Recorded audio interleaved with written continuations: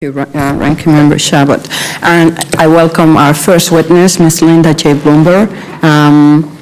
She's the Principal Research Associate of the Health Policy Center in the Urban Center. The center analyzes trends and underlying causes of changes in health insurance coverage, access to care, and the use of healthcare services. Prior to joining the Urban Institute, she served as a health policy advisor at the Office of Management and Budget. Ms. Blumberg, you have 5 minutes. You see the green light and to start, and the red one means that your time expired. Thank you. Madam Chairwoman, Ranking Member Chabot, and distinguished members of the committee, thank you for inviting me to share my views on health insurance and strategies for healthcare reform that affect small businesses and their workers.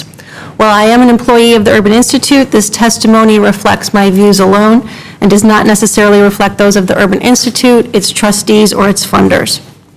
In brief, my main points are as follows. Small employers face substantial disadvantages relative to large employers when providing health insurance to their workers. These problems can largely be summarized as higher administrative costs of insurance, limited ability to spread healthcare risk, and a workforce with lower than average wages.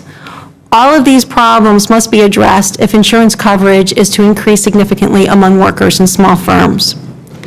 Fixed administrative costs make it inefficient for insurers to sell coverage to small employers.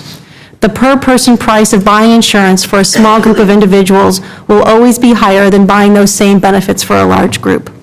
Allowing small employers and individuals to purchase coverage through organized purchasing pools, such as the type developed in Massachusetts with their connector, state or federal employee health benefit plans, public programs, or other such group purchasing entities, is an approach that could provide small employers and individuals with an avenue for more efficient purchasing. Such purchasing entities should also be structured to guarantee workers without employer offers, and they constitute 70% of uninsured workers, access to a source of comprehensive insurance coverage. With regard to the second problem facing small employers, the limited ability to spread risk.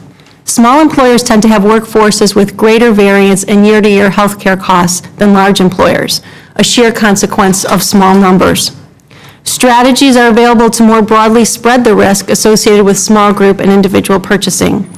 These include mandating that all individuals have insurance coverage, regulating premiums such that dollars are moved from healthier risk pools to sicker ones, or directly subsidizing health care costs of those with high medical needs. Such approaches could make coverage more affordable and accessible for workers in small firms.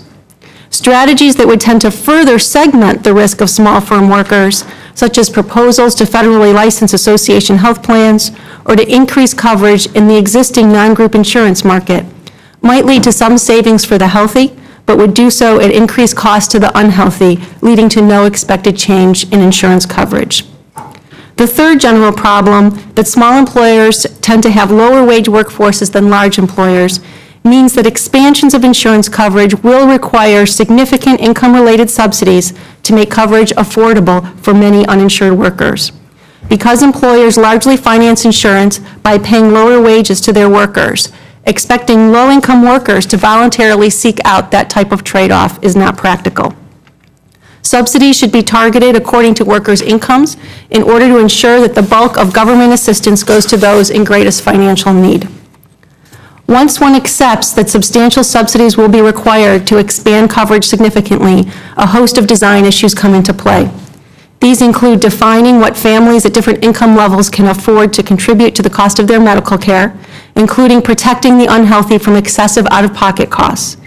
Mechanisms for making voluntary participation in insurance coverage as easy as possible, ensuring that each individual has a guaranteed source for purchasing coverage, keeping the administrative costs associated with delivering subsidies as low as possible, and critically, identifying sufficient sources of financing.